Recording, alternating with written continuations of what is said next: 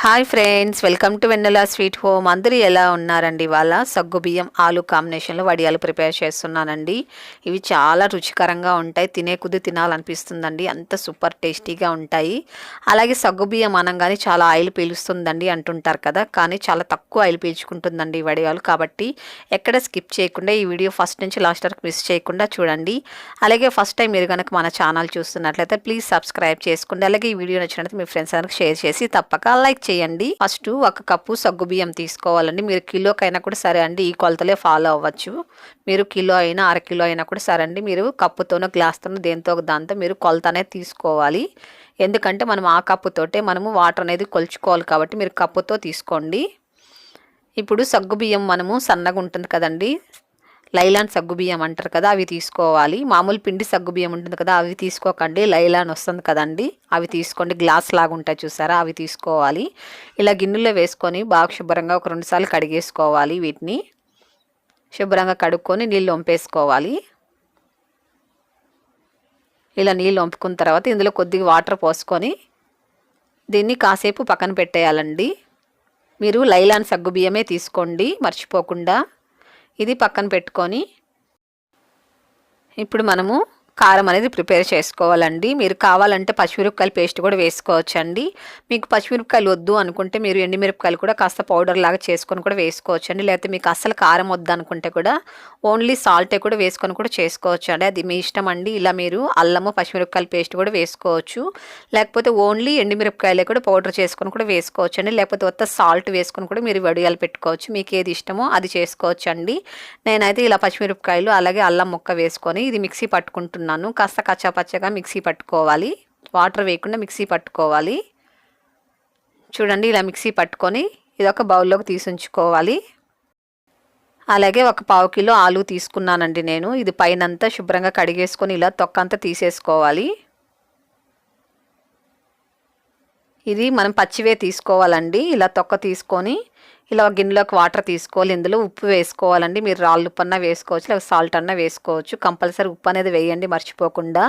అలాగే కొబ్బరి తురుము ఉంటుంది కదండి, ఇలా పెద్దగా హోల్స్ ఉంటాయి కదా, ఆ సైడ్ మీరు తురుముకోవాలండి. మరి సన్నగా ఉండే వైపు తురుముకోకండి. మనం గంజి కాచేటప్పుడు పేస్ట్ లాగా అయిపోతుంది కాబట్టి ఇలా కాస్త పెద్దగుండే రంధ్రాల్లో ఇలా తురుముకోవాలి. చూడండి, ఇలా బాగా పెద్దగా కనిపించాలండి. అంత తురుముకున్న తర్వాత ఒకసారి బాగా శుభ్రంగా ఉప్పు వాటర్లో కడిగేసుకొని ఒక గిన్నెలోకి తీసుకోవాలి. మళ్ళీ మంచినీళ్ళు పెట్టుకొని అందులో వేసేసి ఆలూని మళ్ళీ ఒకసారి శుభ్రంగా కడుక్కోవాలి. మరొకసారి కూడా వాటర్లో కడుక్కోవాలండి. చూడండి, నీళ్ళు ఎంత తెల్లగా ఉన్నాయో ఇలా కడుక్కోవాలండి. అప్పుడే మనకు వడియాలు అనేది కలర్ రాకుండా బాగా తెల్లగా ఉంటాయి. చూడండి, ఇలా శుభ్రంగా కడిగి ఉంచుకోవాలి. ఇప్పుడు మనం ఏ గిన్నెలో అయితే గంజి కాస్తామో ఆ గిన్నె తీసుకోవాలండి. మనం ఏ కప్పుతో అయితే సగ్గుబియ్యం తీసుకున్నాము ఆ కప్పుతో 5 కప్పులు వాటర్ తీసుకోవాలి. ఇప్పుడు స్టవ్ వెలిగించుకొని స్టవ్ పైన పెట్టుకొని వాటర్ బాగా మరిగించుకోవాలి. వాటర్ బాగా మరిగిన తర్వాత మన సగ్గుబియ్యం నానబెట్టి ఉంచాం కదండి, అది నీళ్ళు వంపేసుకొని ఇందులో వేసుకొని ఇలా కలుపుతూ ఉండాలండి, లేకపోతే కింద అడుగు పట్టేస్తుంది. కాబట్టి వేసిన తర్వాత ఇలా కాస్త కలిపారంటే అడుగు పట్టకుండా ఉంటుందండి. అలాగే మీరు గిన్నె బాగా కాస్త మందంగా ఉండే గిన్నె తీసుకోవాలండి, అప్పుడు అడుగు పట్టదు. చూడండి, సగ్గుబియ్యం అంతా చక్కగా ఉడికిపోయేసింది. ఇలా ఉడికిన తర్వాత మనం తురుముంచుకున్న ఆలూని వేసుకోవాలి. మరి ఎక్కువ పేస్ట్ లాగా అయిపోకూడదండి సగ్గుబియ్యము. కాస్త బాగా ఉడికిన తర్వాత అందులో తురుము వేసుకోవాలి. ఇప్పుడు ఇందులో పచ్చిమిరపకాయలు అల్లం పేస్ట్ వేసాను కదండి, అది వేసుకోవాలి తగినంత. అలాగే మీరు కరివేపాకన్నా కొత్తిమీర అన్నా లేకపోతే పుదీనా అన్న కూడా వేసుకోవచ్చు అండి, మీకు ఏది ఇష్టమైతే అది వేసుకోవచ్చు. అలాగే నేను ఇందులో 1 టేబుల్ స్పూన్ చిల్లీ ఫ్లేక్స్ వేసానండి, మీరు కావాలంటే వేసుకోవచ్చు, లేకపోతే అవసరం లేదండి. దీనికి తగినంత సాల్ట్ వేసుకోవాలి. సాల్ట్ మటుకు చాలా తక్కువ వేసుకోవాలండి, ఎందుకంటే ఆలులో సాల్ట్ ఉంటుందండి, కాబట్టి మీరు సాల్ట్ అనేది చాలా తక్కువ వేసుకోండి.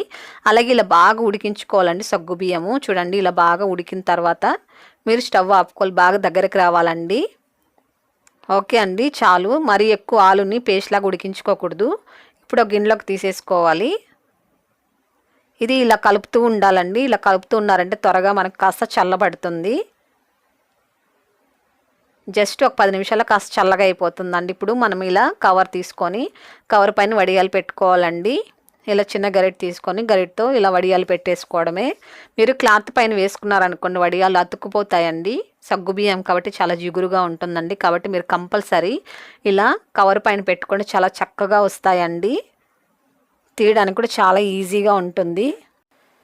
మీరు ఆలు తీసుకునేటప్పుడు కాస్త గట్టిగా అలాగే పెద్దగుండే సైజులో తీసుకోండి. ఎందుకంటే మనం సంవత్సరం పాటు నిల్వ ఉంచుకుంటాం కాబట్టి వడియాలు కాస్త మంచిగుండే ఆలు తీసుకోవాలండి. కాస్త మెత్తగా ఉండే ఆలుని అస్సలు తీసుకోకండి. ఎందుకంటే మనం నిల్వ ఉంచుకుంటాం కాబట్టి పాడైపోతుందండి. అలాగే వడియాలు కూడా కలర్ వచ్చేస్తాయి కాబట్టి మీరు కాస్త ఫ్రెష్గా ఉండే ఆలుని తీసుకోవాలి. అలాగే మీరు వడియాలు ఇంట్లో అన్నా పెట్టుకోవచ్చండి, లేకపోతే మేడ పైన పెట్టుకోవచ్చు. నేనైతే నేను నైట్ పూట పెడుతున్నానండి వడియాలు. ఒక 7 o'clock ఉంటుంది. ఆ టైంలో నేను వడియాలు పెడుతున్నానండి నైట్ పూట. నేను నైట్ ఫ్యాన్ కింద పెట్టేసి మార్నింగ్ పూట నేను ఎండలో పెట్టేస్తానండి. ఎండలో కంపల్సరీ పెట్టుకోవాలండి. ఎందుకంటే ఇవి కాస్త జిగురుగా ఉంటాయి కాబట్టి ఆరడానికి టైం తీసుకుంటుందండి. ఇంట్లో పెడితే మినిమం అంటే 3 days అన్న పడుతుందండి ఆరడానికి. మీరు మేడ పైన పెట్టుకున్నారంటే 2 daysలో చక్కగా ఆరిపోతాయండి. కాబట్టి మీరు ఇంట్లో ఒక రోజు పెట్టుకొని ఇంకొక 2 రోజులు కూడా మీరు మేడ పైన పెట్టుకొని చక్కగా ఆరిపోతాయండి. ఇంట్లోనే అయితే 3 రోజులు పడుతుందండి ఇవి ఆరడానికి. ఎందుకంటే చాలా జిగురుగా ఉంటాయి కాబట్టి మీరు ఒకరోజు ఇంట్లో పెట్టుకొని 2 రోజులు కూడా మీరు మేడ పైన పెట్టుకొని బాగా గలగల ఆరేంత వరకు మీరు పెట్టుకోవాలి. అప్పుడే చక్కగా స్టోర్ చేసుకున్న కూడా నిలువ ఉంటాయండి. లేకపోతే కాస్త పాడైపోయే ఛాన్స్ ఉంటుంది కాబట్టి మీరు బాగా గలగల ఎండపెట్టుకోవాలి వీటిని. ఇప్పుడు చూడండి ఆరిన తర్వాత చూపిస్తాను ఎలాగొచ్చాయో. నేను ఒకరోజు నైట్ ఫుల్ నేను ఫ్యాన్ కింద పెట్టేశానండి. తర్వాత నేను మేడ పైన ఎండలో పెట్టాను. చూడండి ఎంత చక్కగా ఎండిపోయాయో. ఇలా బాగా ఎండబెట్టుకోవాలండి. చూడండి ఎంత చక్కగా కనిపిస్తుంది సగ్గుబియ్యం కూడా. మనకు సౌండ్ రావాలండి, గలగల సౌండ్ రావాలి, అంతవరకు ఎండబెట్టుకోవాలి. సగ్గుబియ్యం చూడండి ఇలా ఉడికించుకోవాలండి. కాస్త కనిపించేలాగా ఉండాలి, ఇలా ఉడికించుకోవాలి. చూసారా ఎంత చక్కగా ఉన్నాయో. ఇవి బాగా ఆరిన తర్వాత మీరు డబ్బాలో పెట్టుకున్నారంటే 2 years కూడా నిలువ ఉంటాయండి. కాబట్టి బాగా ఎండ పెట్టుకున్న తర్వాత మీరు స్టోర్ చేసి ఉంచుకోవాలి. ఇప్పుడు వీటిని ఫ్రై చేసి చూపిస్తా చూడండి ఎలాగొస్తాయో. ఆయిల్ పెట్టుకొని వేడి చేసుకోవాలండి. ఆయిల్ బాగా వేడెక్కిన తర్వాత ఇందులో వేసుకొని ఇలా లైట్గా ప్రెస్ చేయాలండి. ఇలా ప్రెస్ చేయడం వల్ల బాగా పొంగుతూ వస్తాయి.